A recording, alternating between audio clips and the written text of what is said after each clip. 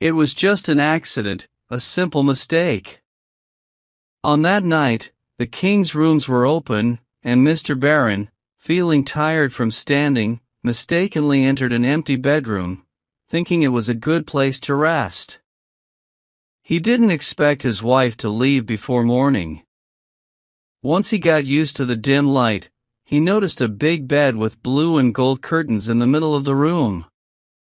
It looked like a fancy bed where love was buried because the queen was not young anymore. Behind the bed, there was a large shiny surface that looked like a distant lake. It was a big mirror, usually covered with dark cloth, rarely pulled down, and seemed to watch over the bed, like a secret accomplice. It almost seemed like the mirror had memories, showing lovely ladies and the gentle movement of caring arms. Mr. Baron paused for a moment, smiling, feeling a bit emotional at the entrance of this love-themed room. Suddenly, something showed up in the mirror, as if the ghosts he had imagined had come to life. A man and a woman who had been sitting on a low couch in the shadows stood up. The mirror reflected them kissing before going their separate ways. Mr. Baron recognized his wife and Mr. Marquis. He turned away, acting like someone in control of his feelings, and waited until morning before taking the lady away. However, he couldn't think about sleeping anymore. When they were alone, he said, "Madam, I saw you earlier in the Queen's room. I don't need to say more. I don't like arguments, violence, or mockery. To avoid all that, we will separate quietly. Our lawyers will settle your situation according to my instructions. Once you're no longer in my house, you can live as you wish. But remember, you'll still have my last name, so if any scandal happens, I will be strict."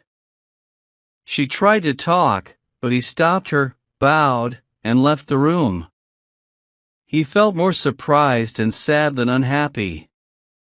In the beginning of their marriage, he loved her a lot, but as time passed, his excitement faded, and he often entertained himself elsewhere, like in a theater or with friends.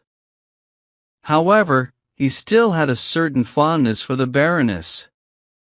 She was very young, barely 24, small, thin, too thin, and very fair. She was a true Parisian doll, smart, spoiled, stylish, flirtatious, clever, with more charm than real beauty.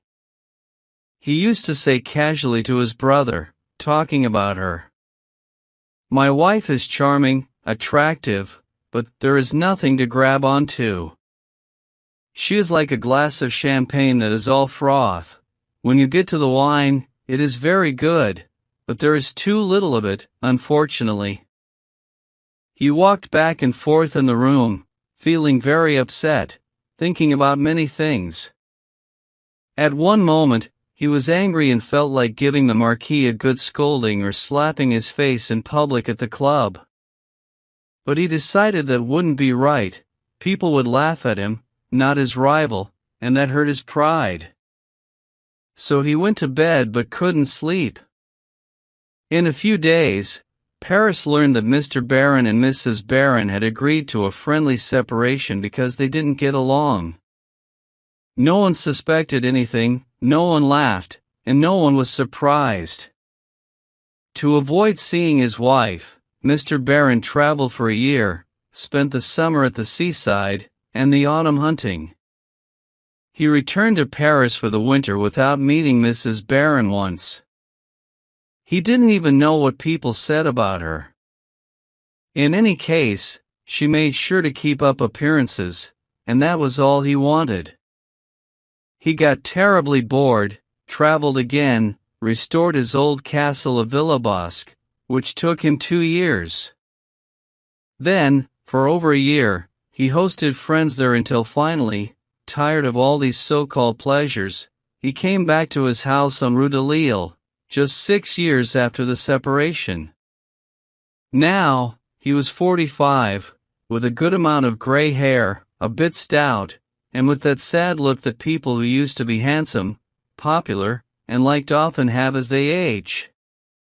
A month after returning to Paris, he caught a cold coming out of his club and had such a bad cough that his doctor told him to go to the city of Nice for the rest of the winter. He reached the train station just a few minutes before the Monday evening train was leaving. He had barely enough time to get into a carriage with only one other person, who was sitting in a corner covered in furs and cloaks. He couldn't even tell if it was a man or a woman because nothing of the figure could be seen. Unable to figure it out, he put on his travel cap, wrapped himself in his rugs, and comfortably settled in for sleep. He didn't wake up until the day was breaking and looked at his fellow traveler, who had not moved all night and still seemed to be sound asleep. Mr. Baron used the opportunity to tidy up a bit, brushing his hair and beard, trying to freshen himself up. The Baron opened his travel case and tried to improve his looks as much as possible. The train whistled, the train stopped, and his neighbor moved. No doubt, she was awake. They started again, and then a slanting ray of sunlight shone into the carriage and on the sleeper. She moved, shook herself, and then her face could be seen. It was a young, fair, pretty, plump woman, and the Baron looked at her in amazement. He didn't know what to think. He could have sworn it was his wife, but wonderfully changed for the better. Plumper, she had grown as plump as he was, but it suited her much better than it did him. She looked at him calmly, didn't seem to recognize him, and then slowly laid aside her wraps. She had that calm confidence of a woman sure of herself, feeling that upon waking, she was at her full beauty and freshness. The Baron was really confused. Was it his wife, or someone as much like her as a sister? Not having seen her for 6 years, he might be mistaken. She yawned, and this gesture gave her away. She turned and looked at him again, calmly, indifferently, as if she barely saw him, and then looked out of the window again. He was upset and very confused, kept looking at her sideways. Yes, it was definitely his wife. How could he have doubted it? There couldn't be two noses like that, and 1,000 memories flashed through his mind.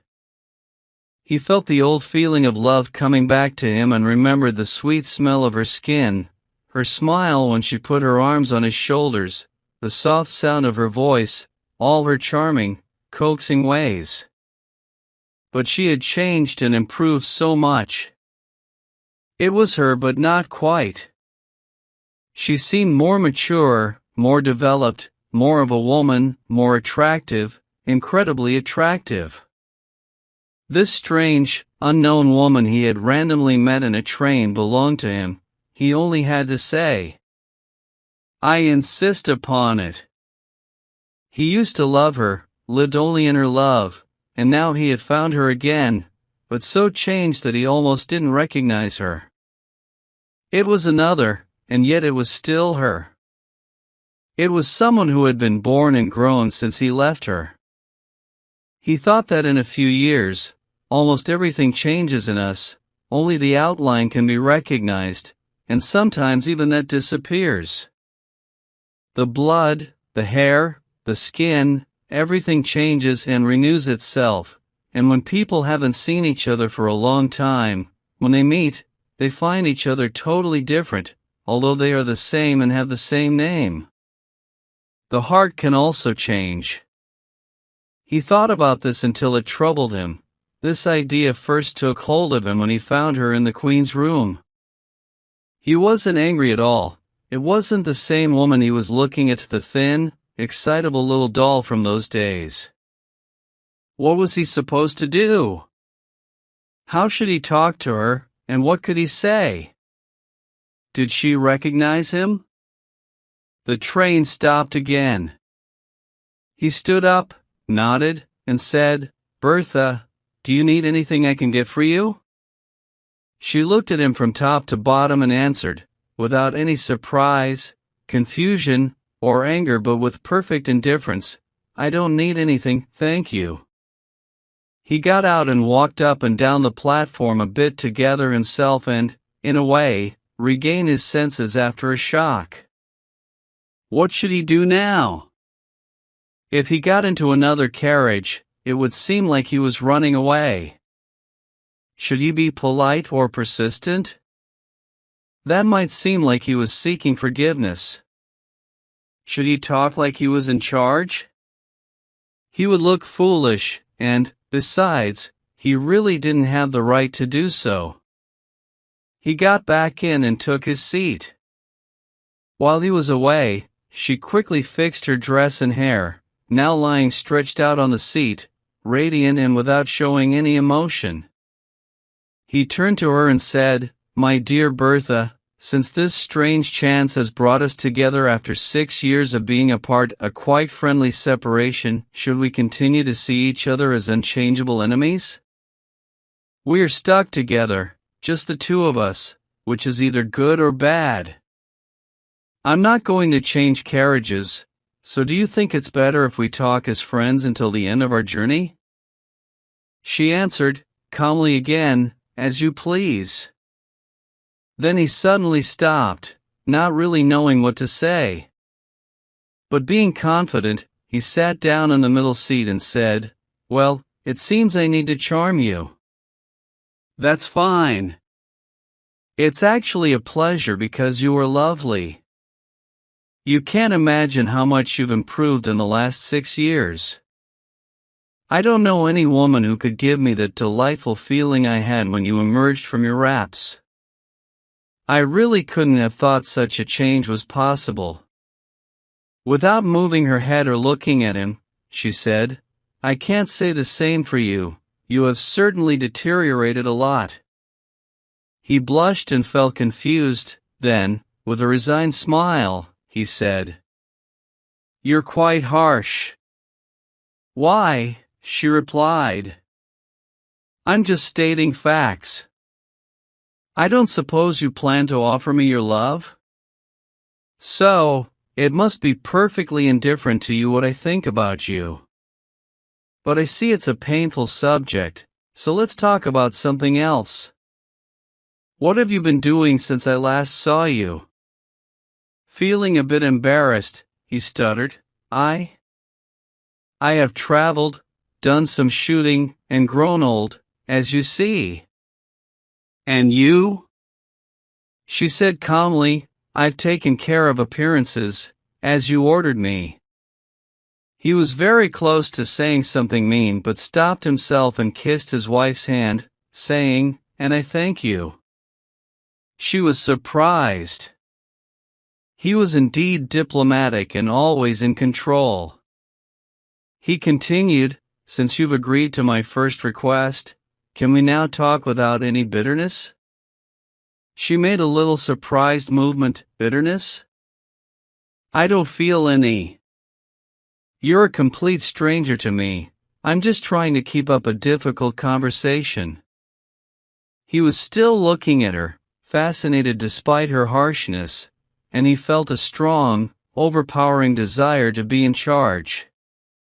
Realizing that she had hurt his feelings, she said, "How old are you now? I thought you were younger than you look." "I am 45, and then he added, "I forgot to ask about Princess Rains. Are you still close to her?" She looked at him as if she hated him. "Yes, I certainly am. She is very well, thank you."